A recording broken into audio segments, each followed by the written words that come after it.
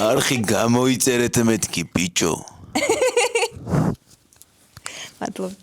შენ გამოუძინებელი ხარ ვაჭარი. ხომ გინახავთ smartphone-ი, რომელიც 100%-ია დატენილი, მაგრამ მაინც საშინლად ჭედავს, იმიტომ რომ რაღაც სისტემური პრობლემაა და ვერ ვაგვარებთ. აი ზუსტად ეგ ხარ შენ. როცა 8 საათი გძინავს, წყნარად მშვიდად, მაგრამ იღვიძებ და სახე გახეული და არაფრის თავი არ გაქვს. ამ დროს ყველა გეუბნება, გეძინოს 8 საათი ყოველ ღამე, სნუს არ დააჭირო დილაობით, გადადე ტელეფონი, მაგრამ ესენი ბანალური მითებია, რომლებიც სამწუხაროდ აღარ მუშაობს და გამოსავალსაც არ გვთავაზობს.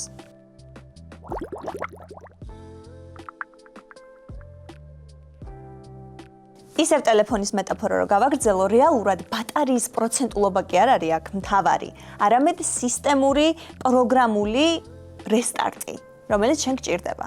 და დღეს გასწავლის 3 მარტივ ჰაკს, რომელიც აუცილებლად დაარესეტებს შენს გაჭედილ სისტემას და მოგიხსნის ამ ქრონიკულ დაღლილობას. პირველი 90 წუთიანი მათემატიკა. 50-იან წლებში მკვლევარები დააკვირდნენ ტვინის ტალღებს ძილის დროს და დაინახეს, რომ ტვინის აქტივობა არ არის ერთგვაროვანი, არამედ ტალღებურად იცვლება. ხან ძალიან ნელია, ხან სწრაფია, ხან ისეთივე აქტიურია, როგორც სიფხიზლისას და ამ ტალღების ერთი სრული ციკლი წარმოადგენს 90 წუთს. და ამ 90-იანი ციკლის განმავლობაში ჩვენ გავდივართ 4 ძილის ფაზას. ჯერ გვაქვს გარდამავალი ჩაძინების პერიოდი, რომელიც ყველაზე არასტაბილურია, მაგ დროს ძალიან მარტივია, რომ გაგვეღვიძოს და ზუსტად მაგ ფაზაშია, როცა გვემართება ის რაღაცა შეხტომის ეფექტი, როცა გვეძინება და ჩვენი სხეული დუნდება და ეს რაღაცას ვაკეთებთ ხოლმე.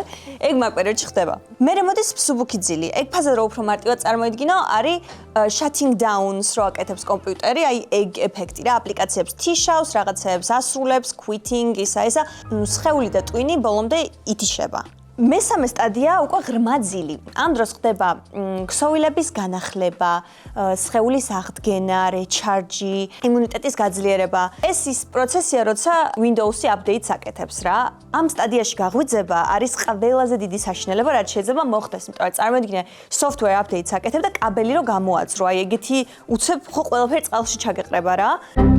მეოთხე და ბოლო ფაზა ეს უკვე სიზმრების ფაზა, ეგრეთ წოდებული REM-ი და მაგ დროს უკვე მეხსიერების დალაგება ხდება, ინფორმაციის გადამუშავება ხდება, ემოციური გადატვირთვა ხდება, ანუ სხეული ამ დროს პარალიზებულია, ნუ თვარეული თუ არა ხარ, გძინავს ჩვეულებრივ არ იმძრევი, მაგრამ ტვინი ისეთი აქტიურია მაგ პროცესში თითქოს გვიძავს. ხო, მოკლედ ეს არის 90 წუთის 4 ფაზა, რომელიც 90 წუთში ეტევა. ჩემი პირველი რჩევა იქნება ესეთი, რომ გამოთვალეთ 90 წუთიანი ინტერვალების მიხედვით თქვენი ძილის საათები. თან ისე, რომ მინიმუმ 4 და მაქსიმუმ 6 ციკლი გაიაროთ ყოველ ღამე.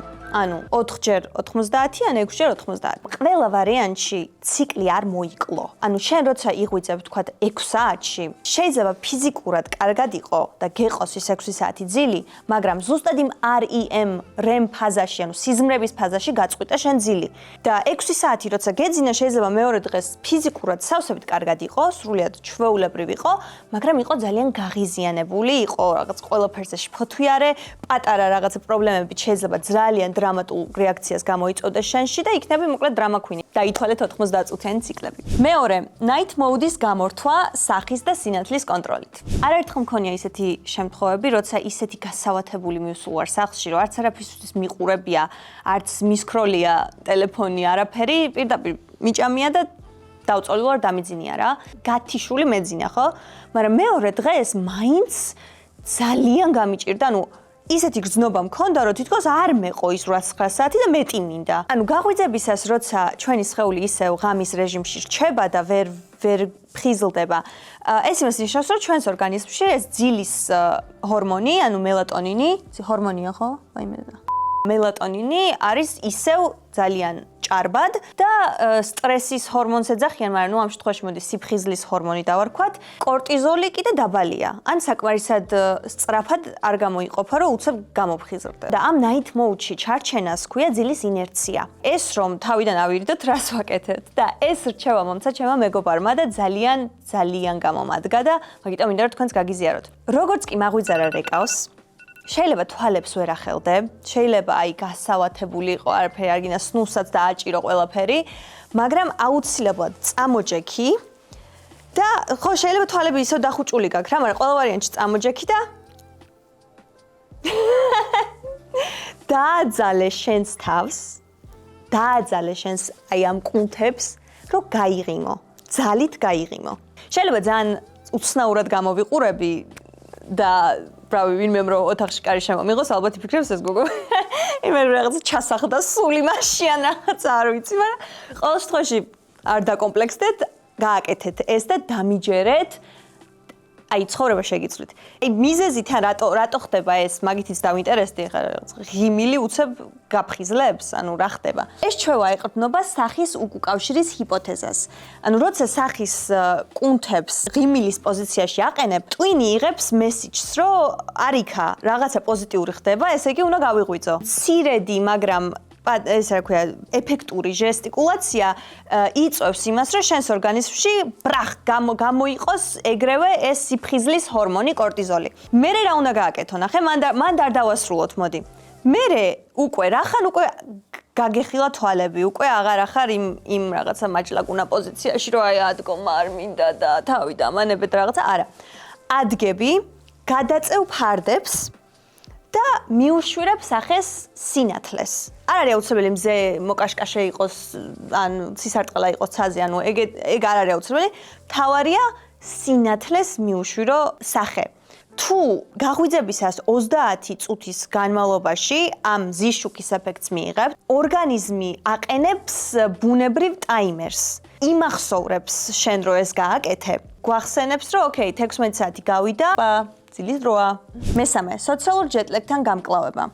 ოპა, ეხლა წარმოიდგინე, რომ ყოველ პარასკევს შენ ჯდები თვითმფრინავში, ფრინდები ლონდონში, სადაც 4 საათით უკან არის დრო, იქ ატარებ შაბათ-კვირას და მოფრინავ მერე უკან ორ შაბათისთვის. ყოველ შაბათ-კვირას შენ შეიძლება ფიზიკურად არსად არ გაფრინდე, მაგრამ როცა კვირის დღეებში იღვიძებ 7-ზე, 8-ზე და შაბათ-კვირას იღვიძებ 12-ზე და 1-ზე, შენი ტვინი ზუსტად ამ სოციალურ ჯეტლეგს განიცდისა და 4 საათით უკან ფუნქციონირებს შაბათ-კვირას, ყოველ შაბათ-კვირას. და ზუსტად იგივე ბიოლოგიურ შოკს იღებს, რასაც კონტინენტშორისი გადაფრენა გადმოფრენა.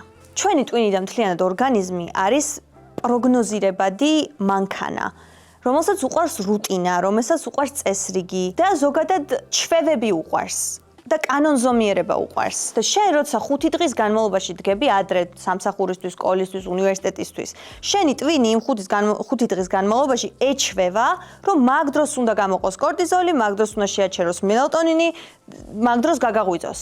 და შაბათ-კვირას რო ამ ყველაფერს ნაგავში მოისვრი და გაიღვიძებ 12-ზე, 1-ზე, შენთვის ემართება რა ემართება?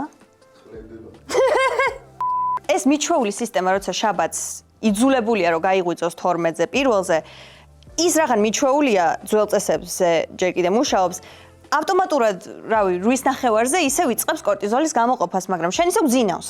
და შესაბამისად ეს სიფხიზლის ჰორმონი ტყუილა იწვის. აი სულ ტყუილად. Lazy day მაქვს და სახში ვიქნები და პიჟამაში ვიქნები მთელი დღე. მაგის სურვილი ეგ შენი გადაწყვეტილება კი არ არის, ორგანიზმი გეუნება, რომ ოკეი, ეგ მინდაო რა, აბა არ გამაღვიძე, როცა მინდოდაო და თან ყველაზე დიდი დარტყმა მერე მოდის ორ შაბათს. კაი, ეს შაბათი კვირა იყავი პიჟამაში, მთელი შაბათი კვირა გაატარე ლოგინში და გაამართლე იმით, რომ ძალიან დაიღალე რა წინა კვირას. ორ შაბათს რას აპირებ? როცა გაიღვიძებ, ისევ გიწევს გაღვიძება, რავი, 8-ნახევარზე, 8-ზე, ფაქტობრივად აი ბიოლოგიურად ძალადობ შენ თავზე და why you do this? Why are you gay? რატო აკეთებ ამას? მოკლედ, ჩემი ბოლო რჩევა ესეთია. ბევრი რო აღარ გავაგრძელო. თუ კვირის დღეებში იღვიძებ პირობითად 8 საათზე, შაბათ-კვირას 1 საათზე, საათნახევარზე გვიან არ გაიღვიძო. აუცილებლად საათი დააყენე ისეთ დროს, რომ არ გადააჭარბო 1 საათ, საათნახევარს. და იმიტომ კი არა, რომ 100-ია საჭირო და იმიტომ კი არა, რომ თქვათ რაღაცა მშობლები გვეუბნებიან, რომ გადადე ტელეფონი და ჩააქრე შუქი და არა, მაგიტო არა. იმიტომ, რომ შენს ამ ინტერფეის, შენს ამ შინაგან სისტემას ჭირდება სწორი ორიენტაცია და ხელშეწყობა. იმას კი არ ვიძახი, რომ შენ ხარ შენი ბიოლოგიური საათის მსხვერპლი, ან დამოკიდებული ხარ შენ ბიოლოგიურ იმაზე პროგრამირებაზე. არა, ეს სისტემა შენს ხელშია, შენ ხარ მართველი. და რავი, ნუ გადაიჩეხები რა ხევში რა, წესი გაასწორე ცოტა საჭე. თუ ამ რჩევებს გაითვალისწინებ, შემდეგზე როცა გეტყვიან, რომ ვაიმე, რა დაღლილი ხარ, რაღაც წუხელ არ გეძინა ხო ალბათ, უთხრა რომ არა, ცდებით, ძალიან კარგად ვეძინა. ყველაფერი კარგად არის, გეჩვენებათ. შენ არ ხარ ზარმაცი და შენ არ ხარ ღამურა. შენ უბრალოდ შენი ტვინის პროგრამირება არ იცოდი როგორ ხდებოდა და ეხლა იცი, გილოცავ. დამიწერე კომენტარებში, რომელ ხრიქს, რომელ ჰაკს დატესტავ. ძალდატანებით გაღიმება არის ჩემი მაინც სუპერ ფავორიტი და ძალიან გამიხარდება თუ დატესტავთ მაგას და თავიდან ცოტა გაგიჭირდებათ, ცოტა უხერხულად იგრძნობთ თავს, შეიძლება, მაგრამ დაიგიდეთ. თქვენ თავს მიხედეთ და რავი, გამოფხიზდეთ. ნუ იქნებით სულ დაღლილი. წავედი ხმე, ცოტა უნდა წაუძინო.